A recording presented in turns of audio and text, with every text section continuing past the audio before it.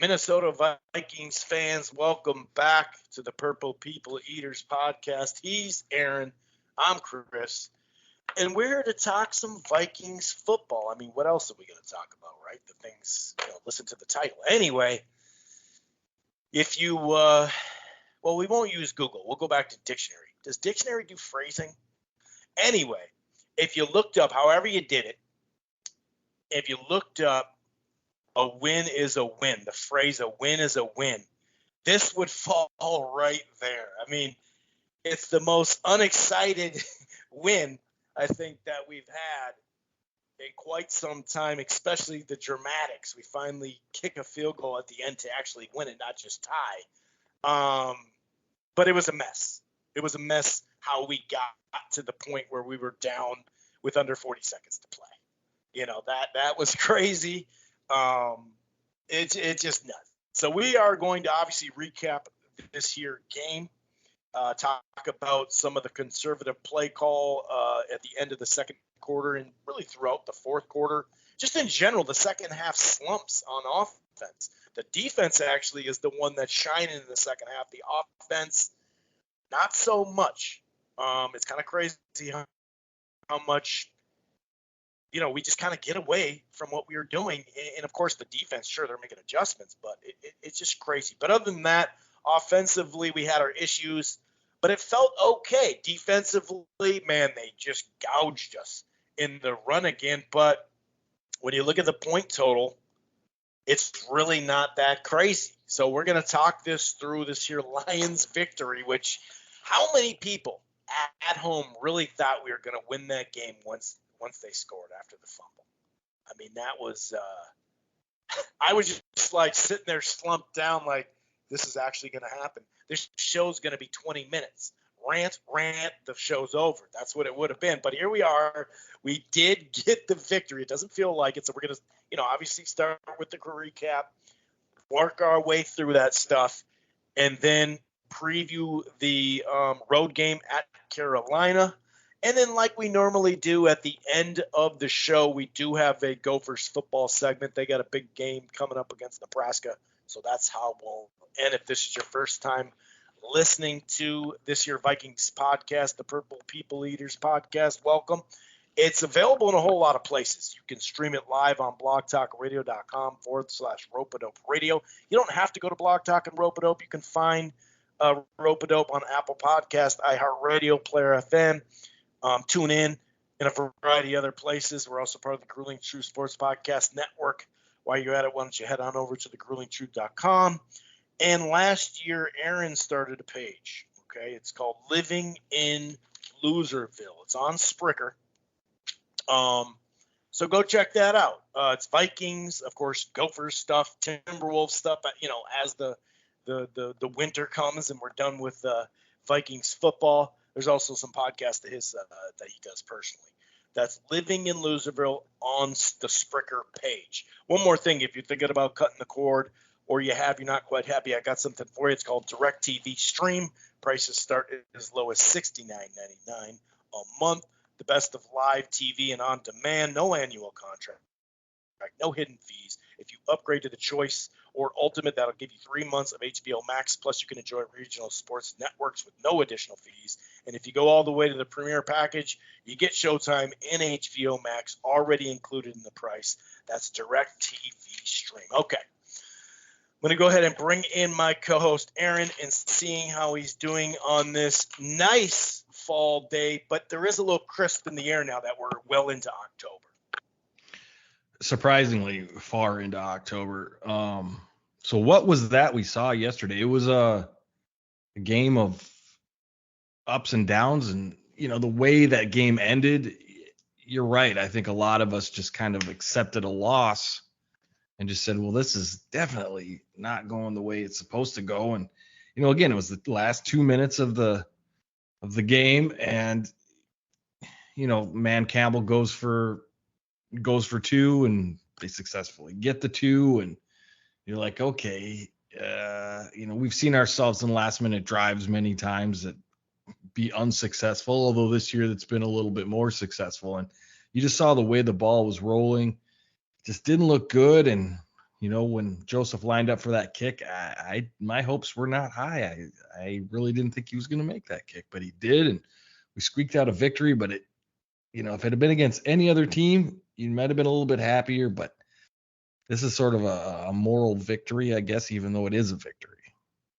Yeah, it's funny because if you look at it, it could have been 16-6 or 19-6 if we made that field goal, or I guess you could say like 20 if we finished one of those drives in the second half. And you're thinking, oh, we got a 10 or 13, 14. Sorry, Common. Point win. Vegas had us by 10 by the time the game kicked off. That's okay. We would have had some minor complaints. We're giving up too much run. We're being too conservative. But we would have felt just differently. It would have been just a mix of stuff, some negativity, but not a whole lot. But we just had to do it the Viking way and just make it so damn ugly down the stretch. It was just like, what the hell? And let's start by talking about some of the conservative play calling at the end of the second quarter. You have plenty of time. You have 40 seconds, 2 timeouts, and there's really no point in not trying to go get a field goal.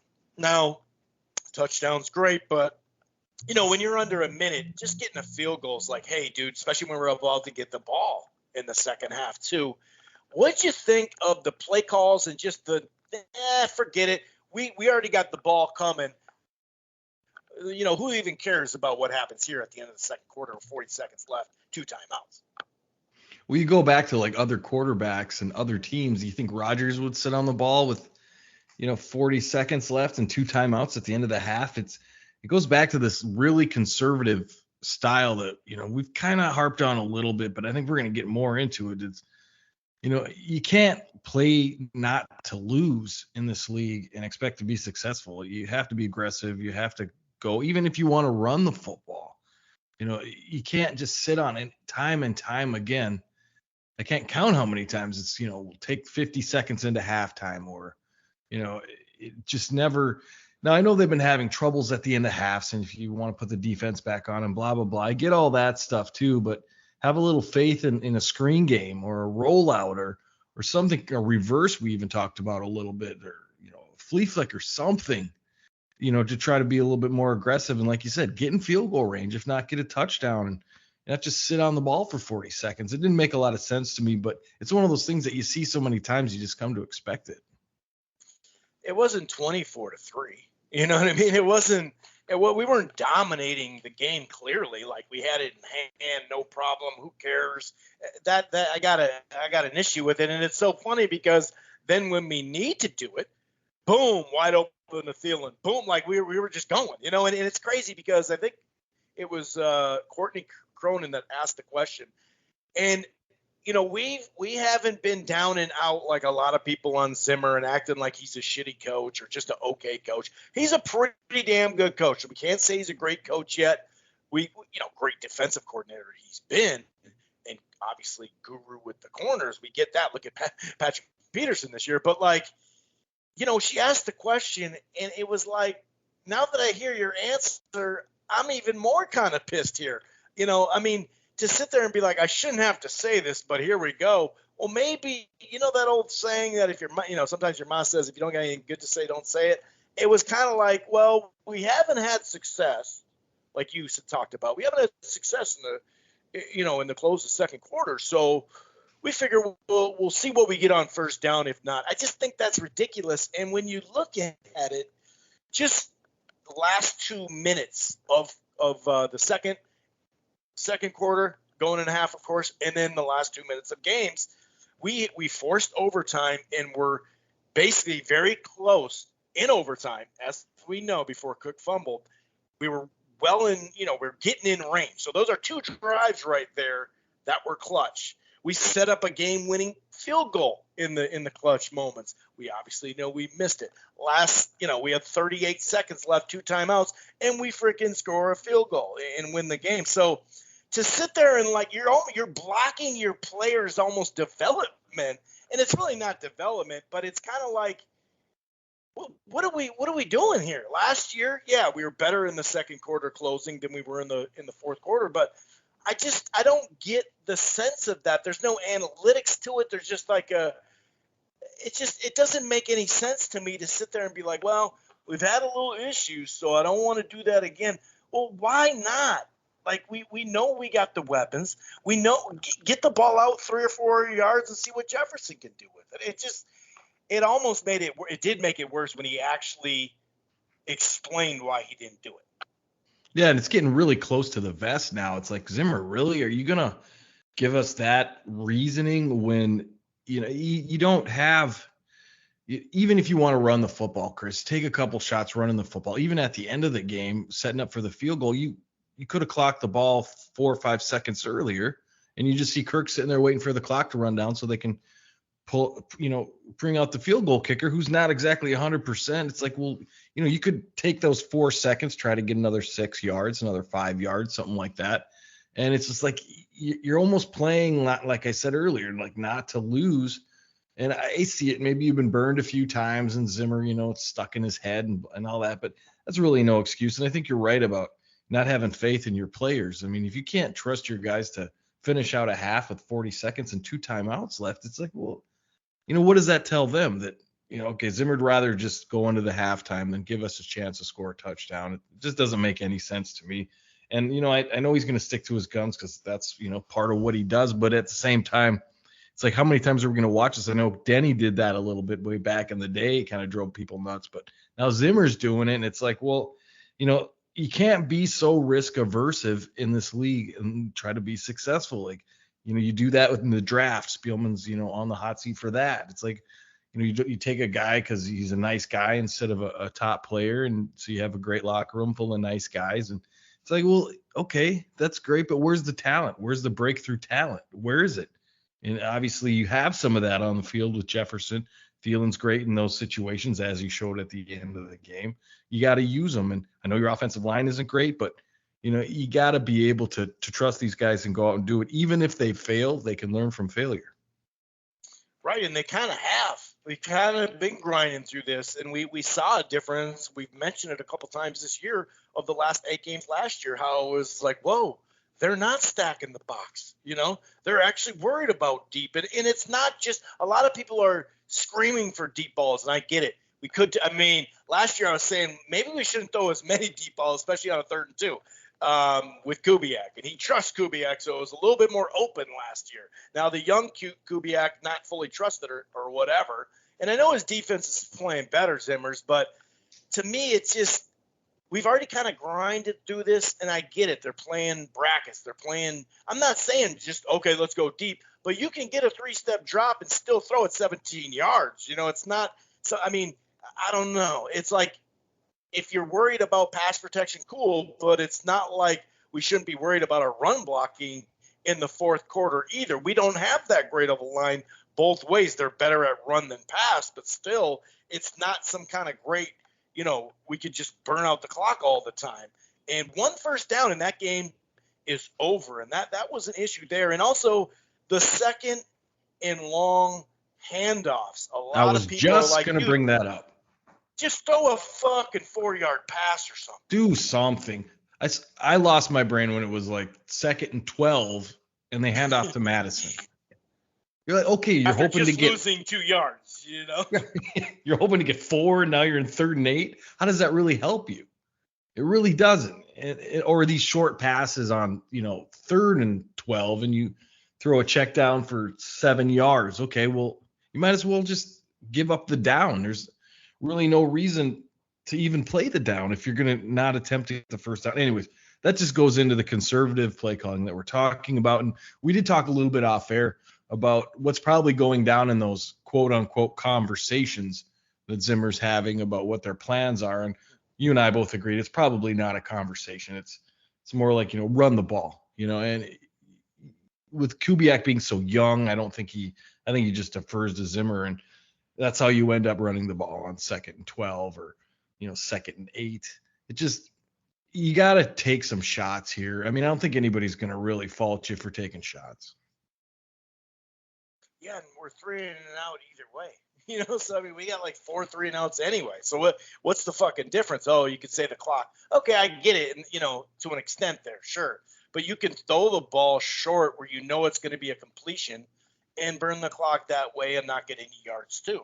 So I mean, either way, it is what it is. And obviously,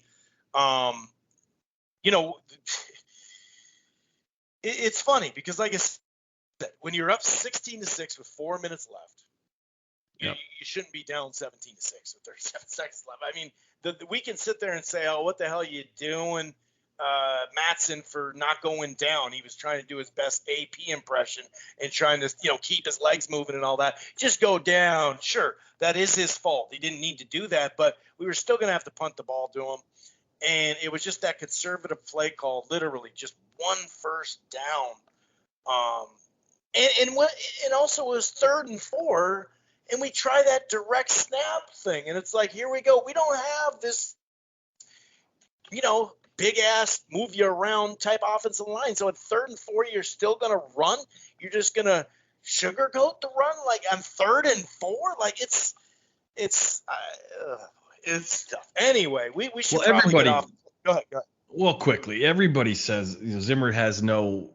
They fault Zimmer for being uninvolved in the offense. Well, here we have an example of how Zimmer is involved in the offense, and I really feel like it limits the offense. I mean, I think he's really just, like you mentioned, like back in the Reagan days, this is not Reagan era football that's going on in the NFL right now, and I don't think he's that far behind the curve, so that was a bit of an exaggeration, but you can't think that you're going to run against 8-man fronts. You can't. They come in knowing you're going to run on 2nd down. They know your tendencies. They run blitz all the time. They run blitz all the time.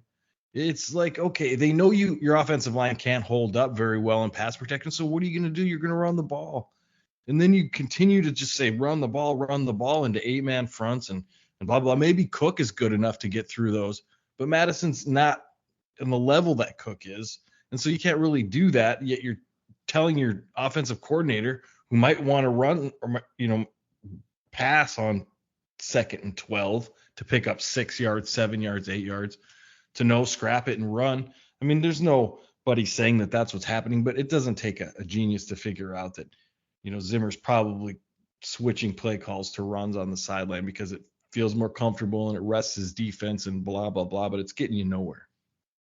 I mean, this guy is so conservative.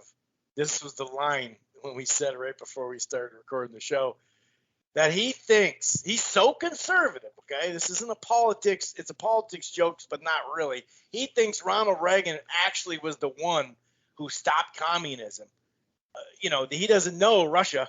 Their freaking economy was in the hole. It was trash before Reagan was even governor. Like, this is how conservative this guy is. It's just getting over the top. But even beyond that, second half, we open up, giving up a sack. Hill, I mean, he didn't have a horrible day last, game, but it wasn't good. It was nice to see Darisaw get in there. I do have probably 10 blocking clips from him that I go, hey, he hit a guy a second time. It wasn't that just initial push. It was like, oh, wow, but when we, a couple of different, has nothing to do with the coordinator or Zimmer, a penalty, 2 different penalties on Hurden. One, you could say, maybe that was bullshit, the Thielen one, but the 3rd and 16, went from a first down inside Lion territory, the second one, and then it was a 3rd and 16. Like I said, the Hill sack. Harrison Smith dropped an INT. Thielen actually dropped a first down that stalled a drive. But that Kendricks INT, dude, that was a nasty INT. I did think Cousins played pretty good. There were a couple times early in the game and then later in the game that I thought he was trying to force it into too tight of the window. I think that was the case on that interception that got, bounced up and all that. But we had that 48-yard run, that Matson, broke that tackle. That's one of those plays you'd be like, oh, Cook would have scored on that. But it was that was supposed to be a loss. So that was a great play. But then, Cousins, I think after that is that's where you got to deflect it up, trying to fit it in there. But it really didn't matter because the defense still stood up and they still got us out and they still were forcing fourth and out and turnover on downs and another turnover. And it was just, like I said, a 3 and out, a direct snap on 3rd and 4. I don't know, dude. Actually Breland didn't play that bad beyond that PI, but it was just beyond just the play calling in the second half, the offense, it just still can't get out of its way by making these little minor mistakes too. Yeah, I agree with you on that. And, it's one of those things where you can't, it's 50 of each, it's probably a little bit of conservative play calling. It's probably a little bit of bad execution. It's probably a little penalties, which can go into bad execution, I guess you could say. But we went from scoring 30 points in shootouts to now the defense is playing stout and, stout by not giving up points. And now you can't score more than 20 points. It's like, well, are everybody looking at each other like, hey, you go do it? No, you go do it. Like, I don't understand what's going on here. You can still, you get the commentators of the game. I forgot their names, but I think it was Moose, an old school fullback telling you to throw the ball. Right. That is, look, they've got, backup cornerbacks. You've got 2 of the best wide receivers and you're not throwing the ball. It's one of those things where you just go, well, maybe, you could get Kirk outside the pocket. We talked a little bit about that last week. He's good on rollouts. They did a little bit of that, but they could have went back to it. It seems like he's good on those. There's reverses, there's misdirection. We almost do none of that. It's just we want to line up and just go head to head with these guys. And that's fine if you got a decent offensive line, but time and time again, they're a better run blocking offensive line than they are a pass blocking offensive line, but they're not a great at either of those things. So you can't really expect to line up and go head to head against about almost any team in the league. And it's like, well, what are you going to do then? You've got to get creative. And that's where I think it comes in with Zimmer's, like, kind of stifles the creativity a little bit just because he wants to be safe, better safe than sorry type of attitude. And it's like, well, that's not really how you fix anything. I mean, if you have a fear, you go walk into the fear. You don't, try to avoid it. It's one of those things that's just like, okay, well, this is going to compound. I mean, I think they're going to have a breakthrough performance at some point where the offense scores 30 and the defense gives up 7 or 14 points. But, when is that going to come? And is it going to be a fleeting thing, or is it something you can count on? And we're just kind of all waiting to get there. It's not all for naught, but you got to get complimentary football going at some point in time. And it just hasn't come yet. Especially against a team that has a winning record or is 500. Will that come? Will it come against a 3-2 team that we're about to face? We definitely need it to. But it was 16-6. Looked like we were going to get off the field. Griff had that, hands to the face again. But then again, it didn't matter because Hunter came back and got a sack. DJ won and got a sack. Turnover on downs. Joseph hit a beautiful right down the pipe 49-yard field goal. Just fell like a foot short or whatever. Then it was 16-9, with that field goal, and then we, like I said, we fumbled, and it was just, I gotta admit, I thought we were done. But even like Dede and Abdullah not getting back to the 20-yard line, let the ball go. Then call the fair catch thing. We don't need to lose this time. A couple weeks ago, we ran out of bounds near the end of a game. Like, it just seems like these little mental errors are just piling up on us this season, way more than it has. And that just, it has to be fixed. And, why not fix it right now? Why not get it done this weekend? It was good to have Barr back. It's not like he played great, but I did see early on in that game, maybe when he was fresh, because he did say he was pretty tired after a while, but he did make a couple of tackles that I hadn't seen. Like the first tackler, he made it. Like I mentioned, that Kendricks, that INT was crazy. We got Darasai in there.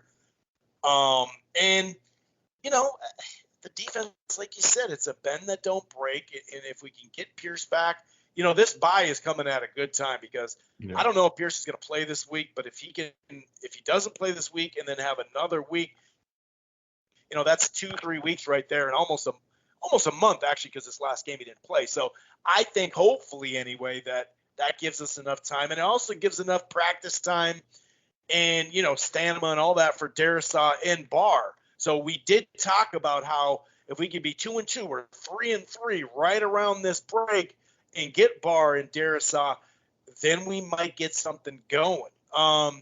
Any other items that you'd like to discuss off of this victory that sure didn't feel like a victory? Well, you got to talk about the guys, like you said, that need the bye, like Darrisaw, Barr, Pierce, maybe Barr for conditioning, and then of course Dalvin Cook. I mean, you got to have him back. I didn't even mention him. Yeah. I mean, he's got. That's the straw that stirs the drink, so to speak. So, I mean, you have to have these parts coming back. Now, this Carolina game, I thought about it for most of the day, the negatives and the positives about it. Yeah, you're 3-3. That's perfect, man. A brand new season coming out of the bye. That sounds really great. But, you're on the road, and I got to say, I lost a lot of faith in this team's ability to close anything. When the Lions get away with what they got away with, and you're at home, it just really makes it difficult for you to go, yeah, well, our defense will go down there and stop. Yeah, they might stop them until the last 2 minutes of the first half or the end of the game, and then they'll give up 14 or something like that because they're tired or they want to go see what's going on at halftime or check their phones or whatever it is that gets them so riled up at the end of halves. But Carolina's not a crappy team. They're a good team, probably better than their record shows. And I feel like we're a team that's not as good as our record shows. And, and you go on the road. Now, the Viking teams tend to sometimes play better on the road than they do at home. Maybe less nerves on the road or more a carefree spirit or something like that. But it's going to be tough. And it's a game, it's not a must win, but it's a game you really want to have, like you said, to go 3-3 into the bye. And you don't want to go into the bye, as Denny said, on a loss. So, it is sort of a big game. And it's you got Darnold, who's playing better, and they've got a good defensive line, which is always bad news to us. And I just really don't know where to stand on this game, but I think by the time you're done talking, I'll have something to say about it.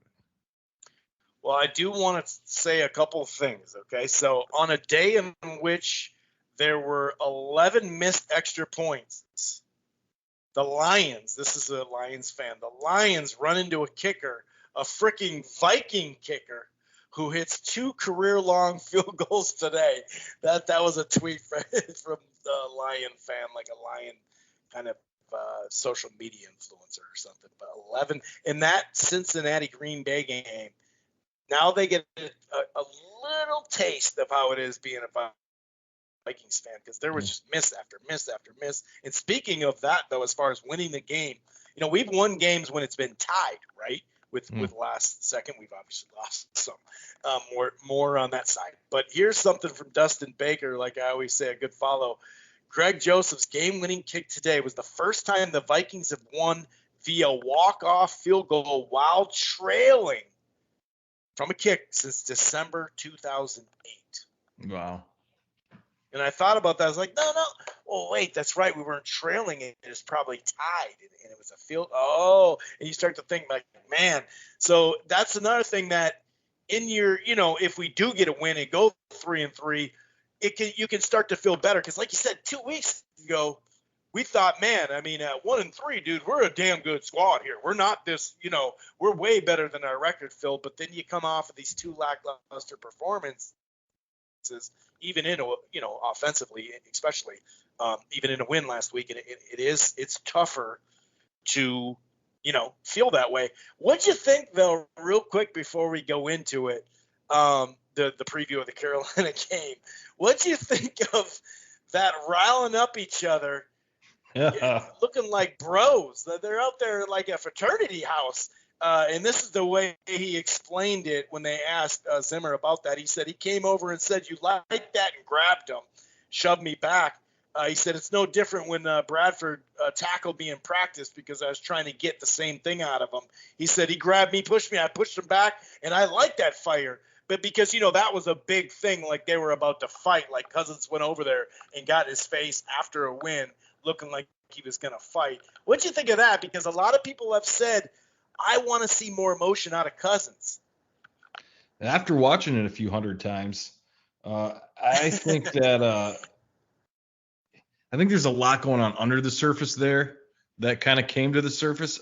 I don't know what Kirk said. I kept trying to read his lips, and I'm not sure he said you like that, but well, there's multiple people that were right there that said the same thing. Okay, well, if that was it, and he just grabbed him, and he was smiling. He was smiling when he said. Yeah, but his eyes were pretty intense, and I was like, "Oh shit, what's going on here?" And you did see it at the end of the game. Like I saw it live at the end of the game. I'm like, what the hell's going on there? And then they immediately cut and went to commercial before Zimmer pushed back. But I think it was just one of those things. Zimmer's probably thinking in his head that, wow, like what's going to happen to me after this game? You just, get beaten the last 2 minutes by Detroit at home, and you're not having a great season, and you're already on the hot seat. And he's probably trying to do all the math in his head. He says he doesn't watch kicks, which I don't blame him, but so he didn't know that had gone through yet. And now you got Kirk, who's usually subdued, coming and hitting him in the chest and grabbing him. He's probably like, what the heck's going on here? You just want a little space, and he's pushed back. But over the day, I guess I didn't think much of it, but reading into it a little bit, I thought maybe it was just more of a microcosm of how distant those two are from each other to not be able to like even interpret each other, what was going on. Or maybe you should know better than to go grab Zimmer, and then Zimmer should know better than they should have they should be a little bit more comfortable around each other. I think that's what it really shows, is that they just really don't know each other that well at all. See, I didn't go that most people did go that deep into it, and I get that, but I thought it was just I thought it's exactly what Zimmer said. He said he liked it. That's why he pushed him back. He was like, it took him off guard. So you're right. He was like, and the guy behind him couldn't see Zimmer, so he actually thought Zimmer was mad. But if you look at the 3 or 4 other people beside him, one guy was kind of in between, but the rest were smiling because they could hear what Cousins was saying. I didn't see it as they were about to fight at all. I thought it was just a funny, emotional thing that I didn't think that Cousins went over there and said something to him, especially like it'd be one thing if they had lost the game and then they got in this big tussle after the game. Like, why don't you fucking at the second quarter? Why don't you do that? That'd be different. But I thought people. I mean, nowadays a lot of people do. It just spreads the negative aspect of that potentially just spreads quicker. So I get that. But I thought it was kind of funny, and I find it funny that people are like, why would Cousins do that? It's like, well, dude, it's the same people that were asking for emotion. So it's like, you win some, you lose some. I don't know. I just think it's like, I thought it was actually really funny. I don't look at it any deeper as far as, Cousins is now more of a spark, or the other way too. I just look at it as football, and I thought it was pretty funny. And but anyway, into this Carolina game, it is funny because McCaffrey didn't play last week. This is the week that his hamstring is potentially ready to return. And so, as a Vikings fan, he's going to play the game. Now, it's lucky that, he returned just in time to face the Vikings, of course. But it is nice that he didn't have at least a weekend, so they may actually give him a little less carries because the dude behind him has actually done something. So, of course, there's that. Shaq Thomas, hopefully he's still out. There are a couple guys, D tackle, hopefully he stays out, from a perspective of us. There is Gilmore, who got hurt a while. This is his first time being to be activated off the list in time for the Vikings, of course. So I'm just assuming McCaffrey is going to play just because you got to as a Vikings fan. And let's hope, that our guy plays too with Cook, because that would at least equal it out a little bit more. And last year, this was a back-and-forth game. And speaking of games that we barely, win at the last second, that was last year. They won it like 28-27 at the last second, like a long field goal. And I think they missed the field goal, too. It was a wild game. I remember Beebe got in there. He had a fumble, but then he got that touchdown with like 40 or 30 seconds left or something shit like that. But either way, it was a close-ass game. And we were able to pass the you-know-what out of the ball. We weren't able to run that much. in that game. We did have Cook for that game. When I look at this, I do think Carolina is pretty good. I think this is a great test on the road. It didn't feel like they're as good as our other two road games. I'll say this, though. They're 3-2. They've had some, they haven't really, we don't really know what New Orleans is this year just yet. Houston and the Jets are not what you'd say good teams. Dallas obviously is. Philly's still kind of all over the place. So if you look at their 3-2, and if you look at their defense might be a tish overrated. It's a young, good defense. I'm not saying that.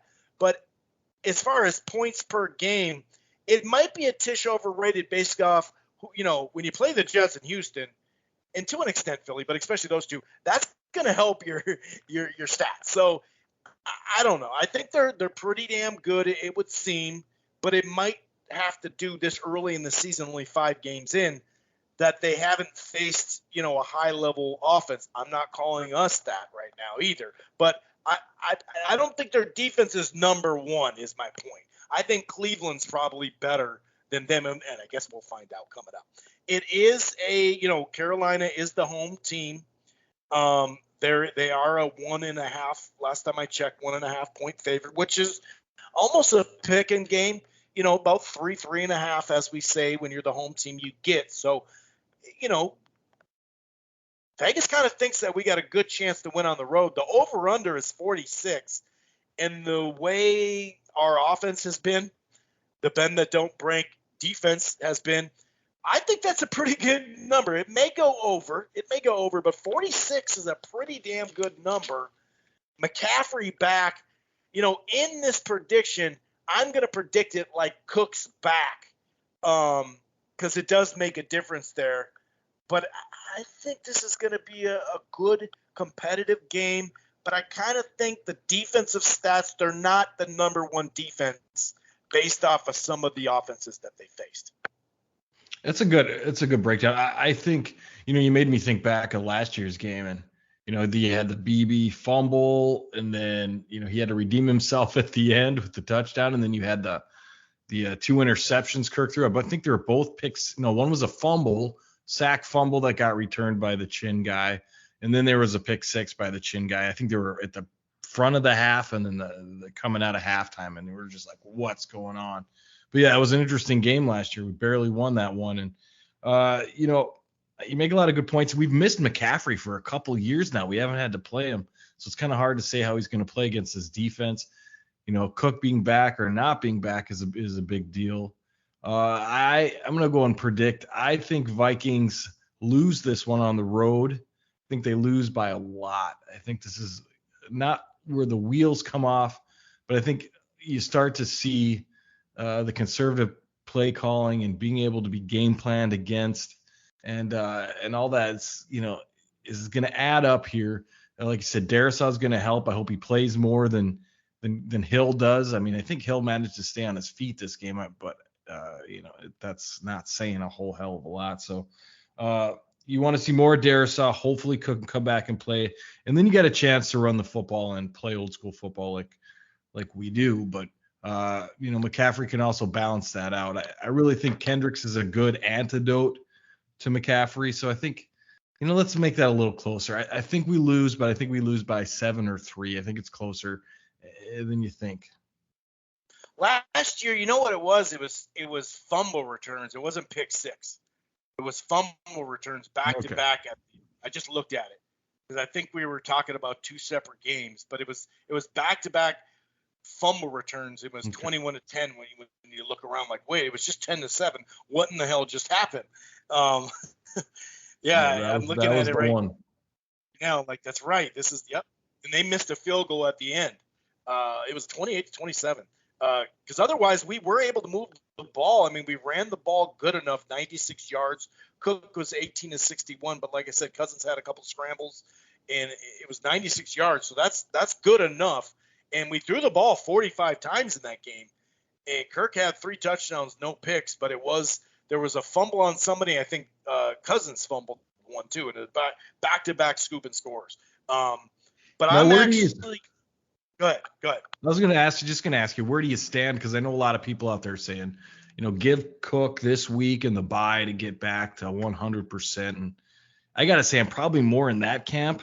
I'd like to see him play, but I like him at 100%. I don't want him at 75 and possibly getting a bad hit and going back down to 50 again. I would like to sit him until the end of the bye. That's where I stand.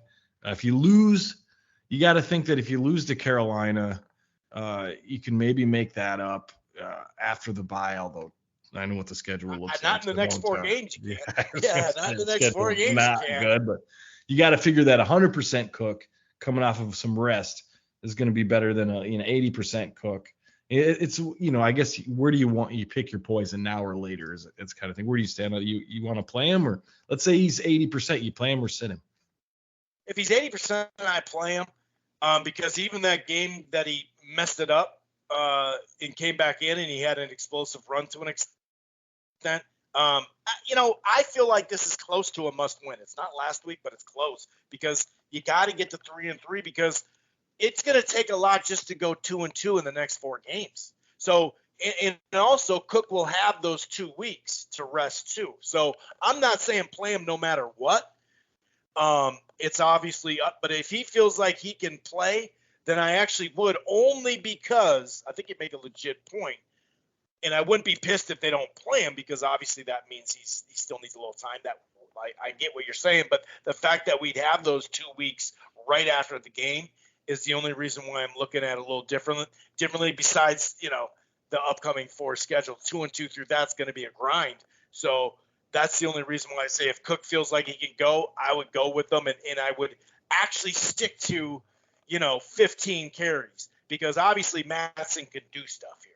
This is, it's a different style, but it's fresh, and he could grind his way too. And obviously we saw that long run. That was supposed to, he did make a nice little juke. He doesn't have the breakaway speed, but I would go with Cook if he felt pretty good, only because of the reasons I said. Otherwise, I hear what you're saying. I think we're going to put it together enough because we're just due for it. And this is our, 3rd road game of the year. Our other 2 were heartbreakers. So I'm going Vikings to get the dub 23-20. I think that we'll just get – a lot of times when you go back-to-back weeks, like on offense, the way we have, I think we're going to take a little bit more chances in the second half just because. Just be like, fuck it, let's pass here or, whatever. So I'm going Vikings 23-20. But to me, I don't really care. It's a prediction, but that's with Cook in play. I'm not totally – it's kind of crazy. We have 2 wins, and both of them are without Cook.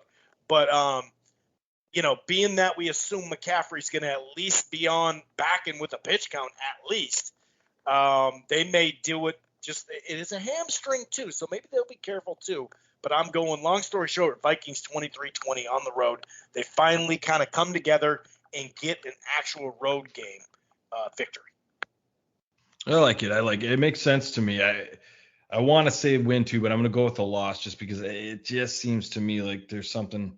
It's just not quite there yet. But let's talk a little bit of Ski-U-Mah, I guess, is where we're at now. And coming off a bye, I managed to catch PJ's news conference this afternoon, and they had a little bit on Trey Potts. They're still not telling you what his injury is. It was like half the thing. It was like, Why don't we talk about Nebraska? It's a tough game because Potts is done for the year. He's obviously got something really bad. Yeah, and that's what I was just trying to guess what that was, and we speculated a little bit, but they're really keeping it close to the vest. So it's got to be something pretty serious. He's out for the year.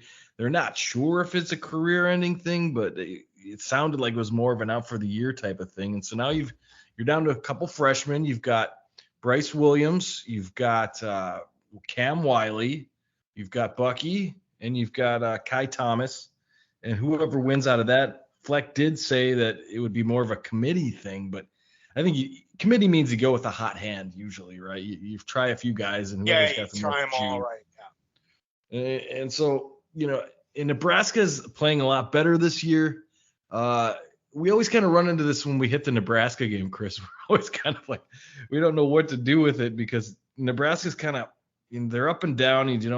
you think they're better than they are sometimes, and sometimes they're worse than you think they are, and it just kind of year by year it's not the same. But they've played pretty well this season, so I think it'll be a test. I think it's good that you're at home, but it's hard to tell with the Gopher team as well. I mean, you dropped a bad game there, but other than that, you've played pretty well this season. You've got a good offensive line. I don't think they're as great as everybody says they are, but they're good enough. And you're second in the West right now, so it's and Iowa's kicking butt. So it's just hard to tell what you're going to get out of the running back position. I think defensively the rotation's working fine. Wally's taking his freshman lumps, but I think he's playing pretty well. Defense has kind of come back a little bit more. I think they're a little slow at linebacker, but they are rotating guys in. And the defensive line was really great against Purdue with a lot of different faces. Number 99 stuck out to me, Carter. And so it seems like there's a lot of good things here. It's just like my only real question mark is I don't know what to think of Nebraska. They're definitely better than they were in the last few years. That's a given. I mean, Michigan needed all that whole game to just sneak by them. They were leading late in that game. They went to overtime with Michigan State and lost. Michigan State needed a punt return, I believe it was, and they almost beat Oklahoma, which they're not that great this year, and they're probably now going to have a new quarterback because of what he did in that Texas game. College football was just nuts on Saturday, by the way. I mean, but anyway, they've played a tougher schedule than us. They're 3-4. We're 3-2. We obviously, their losses, Oklahoma, Michigan, and Michigan State, those are all unbeaten teams. So, and we're literally 3.5 point underdog at home. So you're looking at like 6 points there. So, one thing that's going to be interesting is, okay, we're supposed to have all 3 wide receivers back. Let's use them then. We need to use the wide receivers more this game. Otherwise, we're not going to win the game. I think you're right about Potts originally kind of like some sort of, inner thing, like a spleen or something major that happens in football and other sports, but especially football, where something inside got messed up, whether he bruised a kidney or, this is all speculation, but that is usually what some kind of major, like, dude, we got to go to the hospital right now. And then you stay here for a handful of days or whatever it was. So hopefully he recovers just in general, whether he plays or not. That, it is what it is. But that sucks, man, because in 4 games, he had 550. You know what I mean? This guy was on pace for like a 1,200, 1,300 yard season. It does suck there. But Bryce Williams, by the way, is an experienced guy. 2 years ago, he had that big game against Wisconsin, or maybe 3 years ago now. He's actually been around a little bit, so I do think that they'll go with him a little bit too. But I'm with you on the committee. But as far as them winning, it is a pick 'em, and it kind of feels like into the Colorado game. By the time we got there, it was all of a sudden we were the underdog, and we responded. And so this is man, it looks great. What the hell do we see? Well, we got a little mixture of that at Purdue, but that was in a monsoon. So I'm actually going to pick the Gophers because I think that, let's pass the ball 20 times. Sure, if you're up 17-3 sometime in the third quarter, well, then we talk about Zimmer being too conservative. Well, then with our offensive line that way, yeah, then you run the shit out of the ball. It's also college football too. But this is a tough matchup, and we were talking about, at Colorado, let's see how that goes. Purdue as well. At home, yeah, that's great. But, man, this is going to be a tough one. If we don't throw that ball probably 20-plus times, we'll probably lose this game. But I just feel like the Gophers are going to kind of put it all together.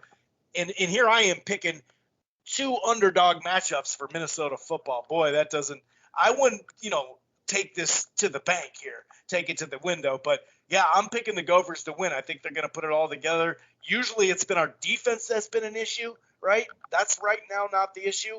But, man, they can put up some points on Nebraska too. I mean, they're averaging 32 points a game. It's a different game, but I kind of feel like they're going to rise to the occasion and get it done, even if it is a field goal at the end. I'm with you. I think the Gophers win too, and I think they will throw the ball a little bit more. I think having all the receivers back is the key.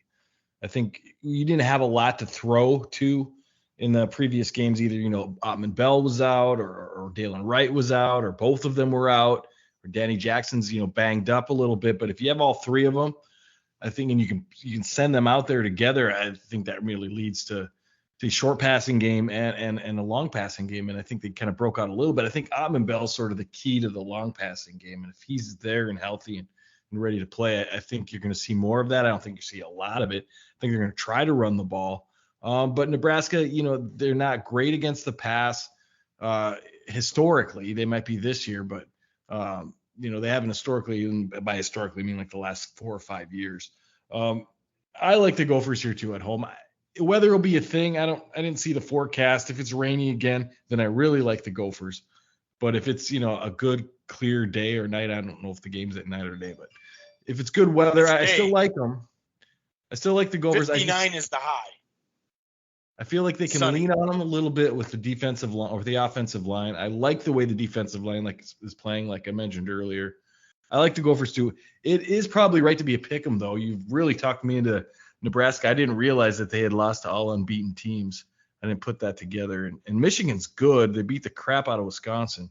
So, boy, it's tough. But I'm going to lean Gophers on this one as well. Probably both teams in the 20s. I'd say 28-21, something like that. I think last team with the ball wins. And, defensively, this will be a test because, we think we're better on defense. Well, I guess we're going to find out. They've got, a good quarterback. They've got good skill position players. We'll see how fast we are. We'll see how good we are. But I like the Gophers in this one as well. And I feel like although Morgan's not the athlete that Michigan can, because they have two quarterbacks that play a little bit, they can run better, but they don't stand out beyond Morgan either. So, but Martinez does have a lot of experience, like you said, for Nebraska. He's been there forever. He's been there for 6 years. Well, it's funny because they've had two Martinez's. Oh. That was the thing.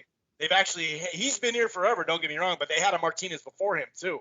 So it feels like it's about, 7 years, 9 years, especially with COVID thrown in there.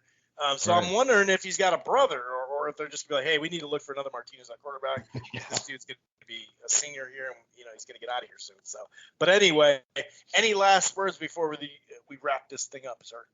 Well, I hope I'm wrong with the Vikings. I hope they win, get to 3-3, and it's essentially a new season at the bye. 3-3. I think we'd all be pretty satisfied with 3-3 coming out of the bye and a chance to. I mean, your schedule sucks. Don't get me wrong. It's not like brighter days ahead, but at least you've got 500 going on, and that can't help but hurt but help. So you can't read this squad at all, and that's the real problem with trying to predict anything. But let's just hope that they get the win against Carolina. There we go. We'll be back next Monday. Enjoy the games. Peace.